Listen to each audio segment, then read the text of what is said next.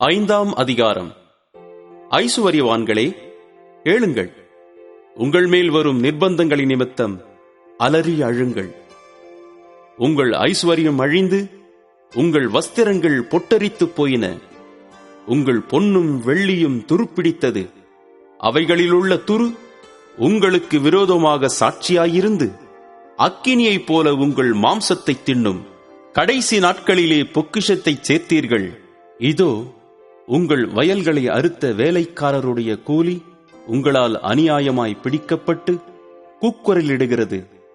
அறுத்தவர்களுடைய கூக்குரல் சேனைகளுடைய கர்த்தரின் செவிகளில் பட்டது.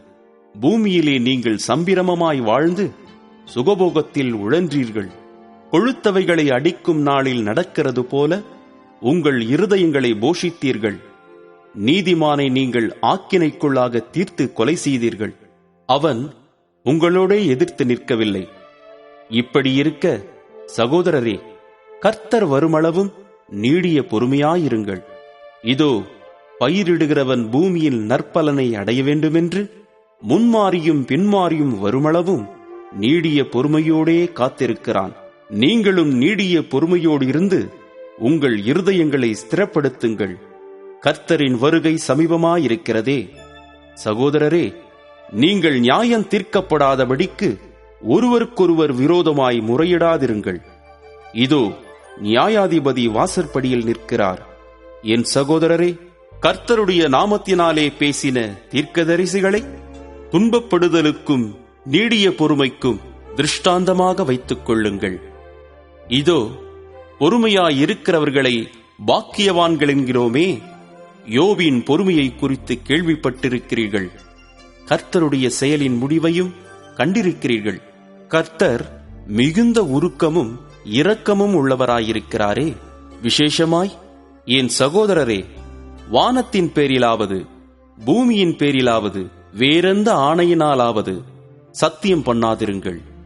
நீங்கள் ஆக்கினைக்குள்ளாக தீர்க்கப்படாதபடிக்கு உள்ளதை உள்ளதென்றும் இல்லதை இல்லதென்றும் சொல்லக் கடவீர்கள். உங்களில் ஒருவன் துன்பப்பட்டால் ஜெபம் பண்ணக் கடவன். ஒருவன் மகிழ்ச்சியாயிருந்தால் சங்கீதம் பாடக் கடவன். உங்களில் ஒருவன் வியாதிப்பட்டால் அவன் சபையின் மூப்பர்களை வரவழைப்பானாக. அவர்கள் கர்த்தருடைய நாமத்தினாலே அவனுக்கு எண்ணெய் பூசி அவனுக்காக ஜெபம் பண்ணக் கடவர்கள். அப்பொழுது விசுவாசமுள்ள ஜெபம் பிணியாளியை இரட்சிக்கும். கர்த்தர் அவனை எழுப்புவார். அவன் பாவம் செய்தவனானால் அது அவனுக்கு மன்னிக்கப்படும்.